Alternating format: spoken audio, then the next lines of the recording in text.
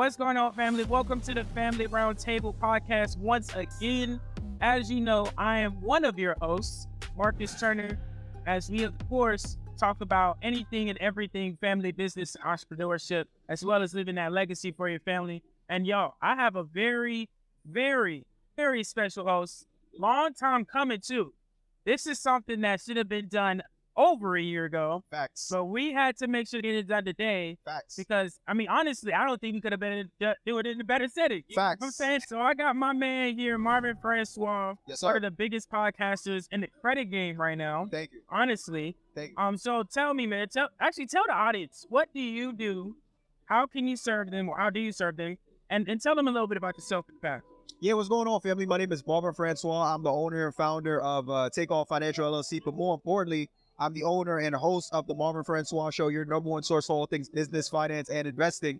And essentially, this is a show where I sit down with a lot of high-level entrepreneurs that have done what you are looking to do as an entrepreneur, so they can come on and teach you how they do, what they did right, what they did wrong, so you can incorporate it in your business to either grow or get to the next level. And I've been fortunate enough to sit down with people who are leaders in the tax strategy space, leaders in the real estate space, the credit space, trucking, stock options. I can keep going and going and going. My goal is to provide so much free value for every guest that I bring on, to where you as a guest almost feel like it's criminal that you're getting this information for free. And I say it usually at the top of a lot of my interviews. I'm like, hey, listen, whoever my guest is, I want you to almost make this like a free masterclass for whatever it is that you do. And we do that each and every single time. And I think that's what's allowed. No, I know that's what's created a base for my platform to grow as much as it has and get the following that it has, and allow me to sit down with great gentlemen like yourself. So here we are. 1,000%, man. Like that's crucial that you said that. It's like a master class. That's honestly what it is. That's how I view it too. Right. Personally, because I'm going there and I'm like, I know they about to drop some shit. Facts. You know what I'm saying? Yeah. But I want to really talk about OG Marvin. Let's do it. You know what I'm saying? Like, we talking like the OG of the OG. Like, what were you doing before YouTube, podcasting? Like, the audience wants to know, because they see you a lot on camera filming other people. Right. Bro, they don't really see you get interviewed. Yeah. You get what I'm saying? Yes. I don't know if this is the first one, but I'm saying that we need to know you. So tell us, what's the OG Marvin? What was he doing? Yeah, that's a good question. So a lot of people don't know this. Before I was in the entrepreneurial space, I was actually a stand-up comedian. Really? Yeah. You know what? You give me stand-up comedian. I don't know if that's a compliment, but I'll take it.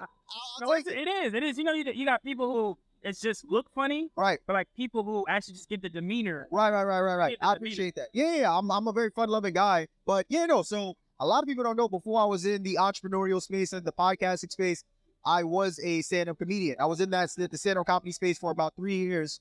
So to give some context, graduated from high school, went to college, and I was looking to pursue a career in the medical field. And then I took my first chemistry class, failed, and I said, I don't think I want to do something in the medical field. At the time when I came from high school to college, I had started making comedic videos in high school that started picking traction in college. And as I'm failing these classes, I'm like, hey, I'm doing pretty good on this comedy side. This may be my thing. I didn't know for sure until I went and I did my first stand-up show, because a friend told me to do so, since the online stuff was doing so well. Did my first stand-up show, did terrible, and I'm supposed to do terrible because it's my first time, but I loved it. I was like, yo, I want to do it again and again and again and again and again. And when I got that paired with the growing of the social media videos, I was like, yo, I want to be a comedian. So going into my sophomore year of college, I dropped out of school and I said I'm going to do comedy full time. And I pursued a career in comedy from 2017 going into 2020. Toured all across the country, did colleges and comedy clubs all across the country, headlining all across the country, featuring on shows with other higher level comedians than myself. Doing really, really well for myself. However, even though my career was on an upward trajectory from the outside looking in, the thing about the entertainment space is that it's a very long grind. Yeah. And even though on the outside it looked like I was killing it, my bank account was like, I would beg to differ. The money wasn't money. It wasn't doing what it was. It wasn't math. It wasn't math. That wasn't math. The money in wasn't money in. Whatever term you wasn't want to use, it wasn't doing it. So I said, okay. The time for me though, I didn't really internalize that all that much, because I loved it so much. It wasn't until 2020 came, COVID happened. Sure. That was a shift for a lot of people. Yeah, for us too. Yeah, it was a huge shift for me, because that was the first time, remember, as a comedian, you're out and about, you're on the move. Yeah. World shuts down, everybody got to stay inside. So that was the first time in my comedy career where I was forced to sit down and just think. I was always on the move so much, I never really just sat down and really internalized where I was and how long it was going to take me to have success in comedy. And it wasn't until I did sit down and I looked at my bank account, I looked at my family, I looked at a lot of different things. I said, hey, this comedy thing is cool, but I'm the firstborn of my parents. My dad is a little bit older. My mom's a little bit older. Yeah. I need to be in a position where if something happens to either one of them, I can provide. And it's not that I couldn't do it through comedy, but it was going to take a large amount of time for me to get there based off of just my estimations. And I had a decision to make. Do I plant my flag in comedy or do I pivot into something that I know will be more lucrative for myself and for me to support my family? I chose the latter. Right. I decided I was going to stop doing comedy, and through just me doing research and going to masterminds, mentorships, webinars, all this stuff, I said, whatever I do, it's going to require the base of it to be me building a successful business. Right. So in 2020, I spent that entire year just doing everything to figure out what that business was going to be. I said, is it going to be in real estate? Is it going to be in trucking? Is it going to be in crypto? Is it going to be in stock options? Tried a little bit of everything, but the one thing that clicked was credit. Yeah. Something about the credit space just pulled me in a little bit more than everything else. Right. And around the time when I stumbled into credit, shout out to my mentor, Herman Dulce, Haitian CEO. Oh, yeah, it was this year too. Shout out to Haitian CEO. Literally, and this is how I knew it was ordained. Around the time when I started diving into credit, he had his first live credit repair mentorship class in Philly. I'm from New York. Oh, really? Yeah, literally around the time I was going into credit. So I said, okay, cool. This is a sign. I got to go. Went to the live class. At the time, I'm still broke. I don't know how I have no money. Had to borrow some money from some friends. Went to the live class. And from there, the rest was history. I got the information, but more importantly than that, I got the network. That was my first time being in a room of other people, right, that also wanted to get to 6 figures, 7 figures, and beyond. And I'm having conversations I didn't even know were possible, right? That was my introduction ultimately to the credit space. From there, I started my credit business in November of 2020. I took the information that I got from just my overall journey up until that point, paired it with everything I learned from those 3 years of comedy. Yeah. And I started making content, digestible, interactive, and engaging content around credit going into 2021. I made a video that a lot of people know me for, which is the Experience 24-Hour Hard Inquiry Act. Yep. That video blew up. And then from there, I've just been rocking and rolling ever since. And that's kind of how I got into this entrepreneurial realm. You know, you said a lot of different things, but I want to particularly talk about the pivot you made. Okay. Right? And you saying that you were traveling, but your bank account wasn't reflecting. Yeah. So, like, how did that make you feel as a man? You have a family, right? And so, like, on a, and I'm just talking like from man to man, like on a masculine pride level, like, how did that make you feel? Because a lot of people know entrepreneurship, right? They heighten entrepreneur or hype entrepreneurship, thinking that it's this grand scheme of things, right? Like, entrepreneurship can be a roller coaster at the same time, but not just financially, but emotionally. Yep. Like, how was your emotional state when you kept seeing the bank account not reflect the work that you had made? So when my bank account was suffering, going through it in the dirt, dry, gasping for me to put something in there, that was around the time where, if you remember, I was still in the comedic space. So at that time, it didn't really affect me that much. But the reason why it didn't affect me that much is because I was still a little bit younger. I was like 18, 19, 20. Right. So for me, I wasn't for me, I didn't care that I was broke, because I'm like, oh, I'm in comedy, I'm having fun, I'm doing all those things. 2020 is when it really hit me, like, oh, I'm broke. Like 2017 and 2019, I'm like, I'm broke, but I'm happy, right? I'm having fun, and I'm doing all these incredible things. 2020, when COVID stopped, what made me internalize wasn't just that I had to stop doing comedy. It was also a couple other things too. So to get a little bit personal, at the time, my mom had traveled to DR because we had some things that we were looking to do, or some ventures we were looking to get into DR. Right. Because of COVID, if you remember, all the airlines shut down. Yeah, man. Literally a week before my mom was supposed to come back, that's when all the airports shut down. My mom ended up getting stuck in DR for 6 months. So my mom gets stuck in DR for 6 months, and then go over to my dad.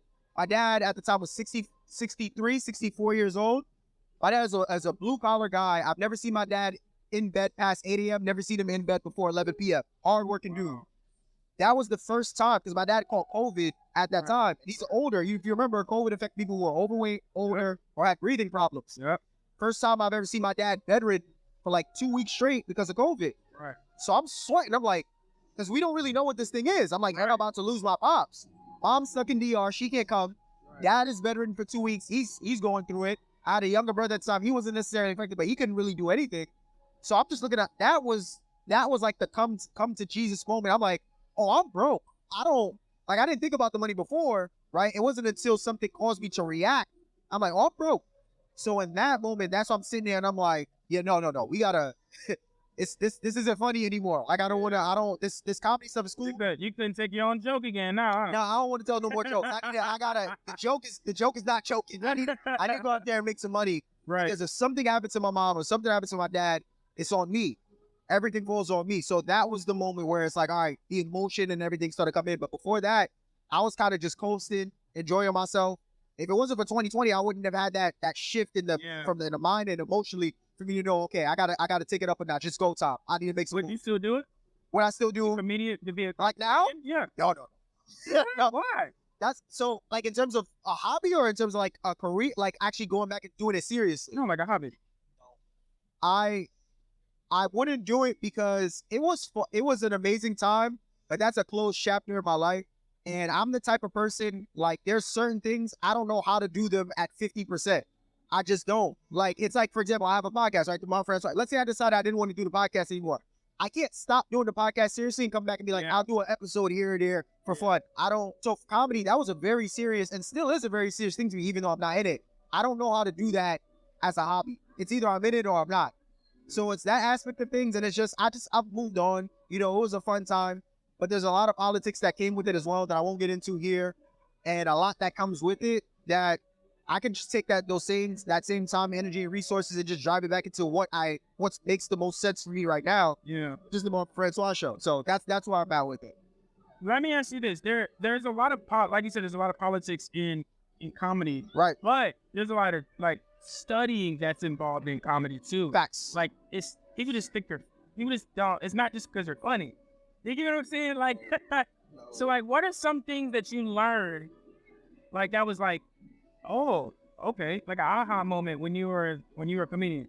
That's a great question. So what's beautiful is before I became a stand-up comedian, if you remember, I had the online presence. Yeah. So a lot of, especially now in this the information age that we're in, I think I learned back then that a lot of internet personalities are learning now who are trying to get on stage is that being funny in front of an iPhone and being funny in front of hundreds of people is two completely different art forms, right? What it takes to learn the cadence and the timing and the voice inflections and the rhythm and the body language and the facial expressions that go into creating and crafting a joke that translates in front of, it don't even have to be hundreds, in front of one person in an audience is totally different than being in your bedroom in front of a ring light and an iPhone, making a reaction video to somebody doing something stupid on social media. Right. The amount of work, the amount of time, the amount of energy that went into me learning how to tell jokes is ridiculous. And I mean that in a good way because that's just what the craft required. Right. Bro, I had to spend hours rehearsing material, days, weeks, months, going to open mics, doing bad jokes, going home, revising them, coming home, going into like similar to what we do in entrepreneurship, right? Yeah. Because I'll juxtapose with entrepreneurs because we're entrepreneurs. In entrepreneurship, nothing is linear, right? Fact. It doesn't, like, a lot of people think that they're gonna come into business and do 100K in like 10 hours. No, like that unless you like Bezos or something. I don't care who you are. It's not lit. Nothing is gonna be linear, right? Yeah. So similar in the same way in comedy, it wasn't just okay, I'm funny and then I'm funnier and then I'm funniest. No, it was some moments where I'm super duper funny and other moments where I had to go take 2 steps forward and then take 5 steps back and then take 3 steps forward and take another 2 steps back. Right. Same thing in entrepreneurship. Whether you want to do webinars, whether you want to do digital challenges, whether you want to sell courses, masterminds, mentorships, there's a process that comes into that has a lot of ebbs and flows. And in comedy, that was the biggest thing that I learned that I think helped translate to entrepreneurship because it made me super patient when it came to entrepreneurship because I knew, like, okay, if it takes this much for me to learn how to do something like tell a joke in front of people, how much more is it going to take for me to learn how to build a successful company? Yeah. I'm going to sit my ass down. I'm going to take this patience that I learned from going through comedy and I'm going to apply it in my business and know that I'm going to get to the 7-figure mark eventually. I just got to do the work and then trust that the process is going to be what it's going to be. Ebbs and flows and all. So that was one of the biggest things that I learned. Hopefully that answered the question. Yeah, for sure. That was the biggest thing I learned. I did. I want to talk about the dark side of entrepreneurship. Let's do it. Oh, this is going to be fun. You know what I'm saying? I'm smiling already. Let's do it. So, like, what is the darkest part of your entrepreneurship career? I know I got like two in my head, but like, what would you say for you? Like, where you're like, dang, this is the lowest I've been in my entrepreneurship career. What was the lowest moment in my entrepreneurial career? I would say November 19, 2020. That was my 23rd birthday. So I'll tell you why that was the lowest moment. That was the lowest moment because that was the culmination of a bunch of different things that were just happening collectively all at once. So I just started my business in November. At the same time, I was also going through a super duper bad breakup while also still working my day job. I was working with my dad at the time in his carpentry company. So the reason why it was the lowest moment for me at that moment in time was because even though I was super new in business and I know that I still had a long way to go before I could get where I was trying to get to in business, a lot of the external things kind of seeped into me getting ready to launch this new company, and it just wrecked me, bro. Like, it wrecked me. That was like my first time going through a super bad breakup. There was a lot of stuff going on in me working in my dad's business that was like mentally, literally driving me crazy. And I'm trying to do great this business. And I'm just, if I could be transparent, bro, I was like, I remember that day so vividly. I remember the end of that day. This is my birthday. Yep. I spent the whole day. I was in a junkyard because we was doing like some job for my dad or whatever it be. Yeah.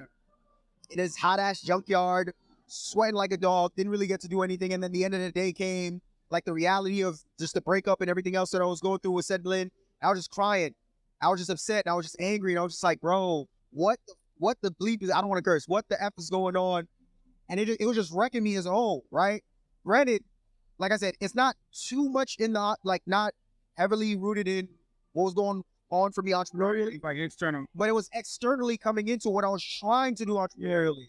So that was probably the lowest moment, but the most important moment for me as well. And we can talk about that as well if you would like to. Sure. And I would say, so to answer the other part of the question, one of the biggest, I guess, darkest things that I deal with now, self-doubt. That's every entrepreneur. I don't know if there's a day where I'm not overthinking or double thinking anything that I have going on. Yeah. Like, bro, like every single day. And this, I'm just being real and raw. I would love to paint a picture and make it seem like people walk up to me like, oh, bro, you got the biggest pockets of this. Bro, there's not a day that passes where I wake up like, am I doing this shit the right way? Like, I don't, like, there's not a day where I'm like, am I doing it right? Am I doing it? Do I got to change this? Do I got to incorporate this? Like, I'm always double thinking, triple thinking, quadruple thinking everything. And it's just been this ongoing, it's an ongoing battle I deal with to where I try my best to, overcome it. I speak to other entrepreneurs to try and get that reassurance. And they're like, yo, bro, you're fine. Like, yeah, this is a part of it. But it's just that constant nagging in the back of your head, bro. Yeah, that's always the case, man. Like, I'll say that, I don't know if mine is every day because I try to, I don't even know if I try. I think it's just instinctive where like I'm in tunnel vision. Okay. Where I put myself where I don't think about it. Okay. When I think about it, it hits. Yeah. Do you know what I'm saying? Right. So like I will say that those occur often. Yep. You know what I'm saying? But that's every entrepreneur. That's every entrepreneur. I'm glad you said that because most people think that entrepreneurs just go. You know what I'm saying? But no, like we make fast decisions, right? But we think a lot faster. Bro. Think a lot longer, bro, about the decision. You get what I'm saying? Bro. Like the thing is, it's not about longer as in the time. It's just, I guess you could say longer as in like when someone says, "Hey, you want to do this?" We're going through thousands of options in our head before making a decision. Right. You know what I'm saying? Right. So, and that could happen within seconds. Right. Or within minutes, or within an hour. You know what I'm saying? That we're just thinking about something. Right. You know what I'm saying? So like, I do think that self-doubt is something that occurs to every entrepreneur, but it's always recurring. Right. At all times. So what I want to pivot real quick to current, present. Yeah. You. Yeah. You know what I'm saying? Man, listen up. So like, what is the present Marvin doing right now that is like outside of the podcast that's changing and impacting lives? Like, do you have other businesses? Yeah. What are you doing outside of it? So outside the podcast, I'm not wearing it right now, but my credit consultation company, Takeoff Financial. Okay. So it's essentially a credit firm where we serve entrepreneurs that are looking to get funding and either have good credit and don't know how to access capital, have bad credit and need to get their credit repaired and also need assistance with that, or they probably know how to get access to capital, but they are struggling to maximize the amount of money that they need. Right. Looking for a company to guide them. So we assist with all three. And that's essentially the bread and butter. That's the core focus of a lot of what I'm doing now. right? So the beautiful thing about the podcast is that it helps me to connect with entrepreneurs that either know other entrepreneurs who need that, or connect with other entrepreneurs who provide me services that I can pour back into Takeoff Financial. And that business has just been a blessing, man, because whether it's DMs of people people sending us DMs of like credit cards and funding they're able to get approved for, businesses they're able to start, whether it's people sending photos of houses that they're able to finance through the work that we're doing in our credit consultation firm, you can't put a price tag on that. So for me, that is outside of the podcast. That's my other baby that I'm so not credit repair, credit funding. So we do. So the way it works is, we serve consumers, but we mainly serve entrepreneurs. So if you have bad credit and you just want to get your credit fixed to get it fixed, we serve you.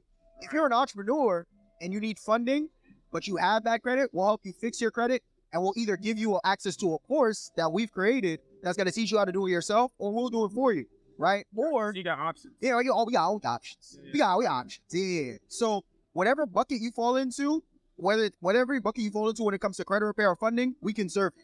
Got you. Okay, that's cool. I like that. Thank you. So we gotta let that. We can't mention this. We can't mention this. No, we in Investfest. Let's do it. You know what I'm saying? Let's talk about it. So Black entrepreneurship is big. Yeah. And this is the biggest Black entrepreneurship event at the moment. Right. And we at the #1 booth. Yes, we are. Yeah.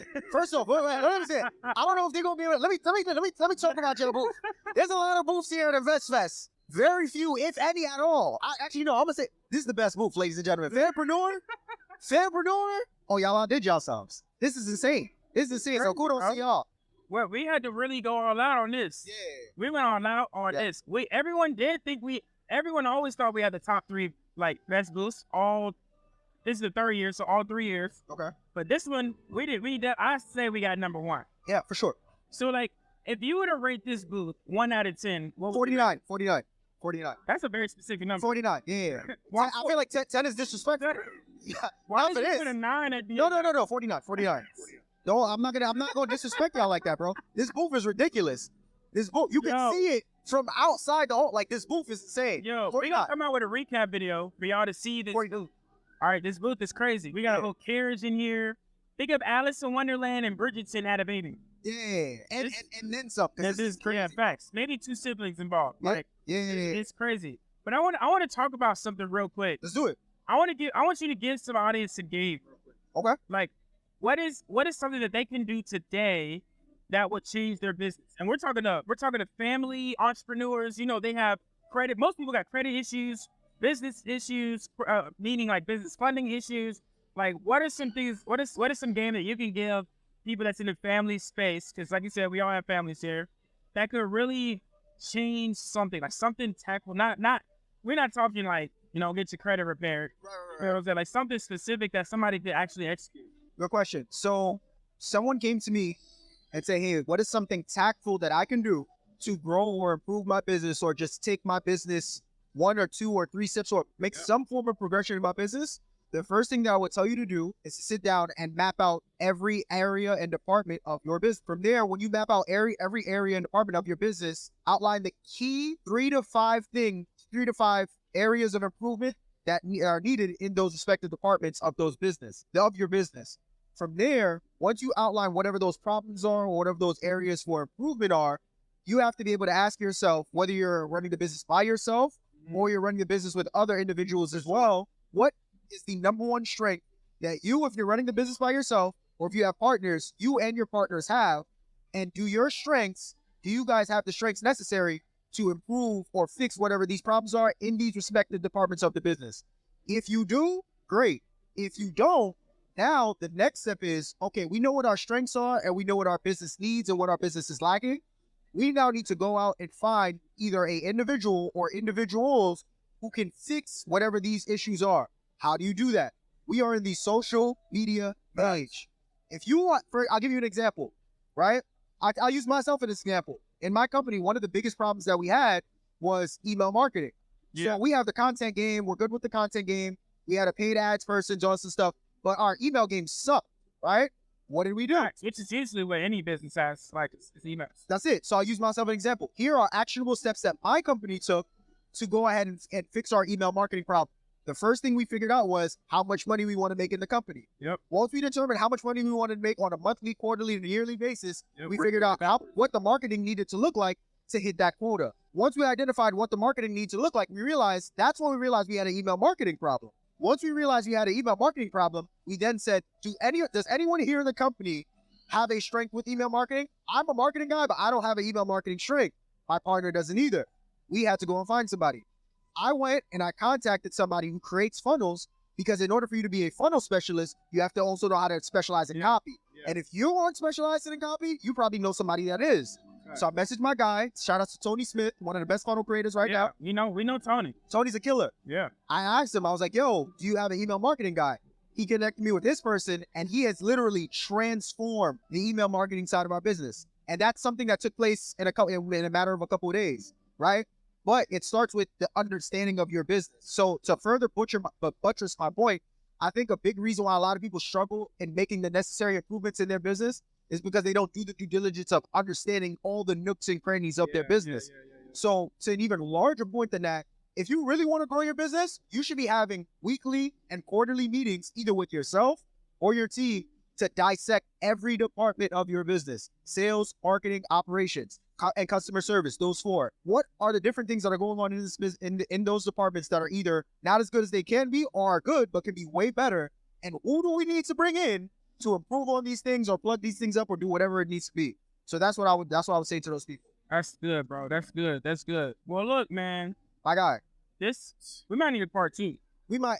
I'm here. I'm not even gonna. I'm not hard to find. I'm not even gonna hold you.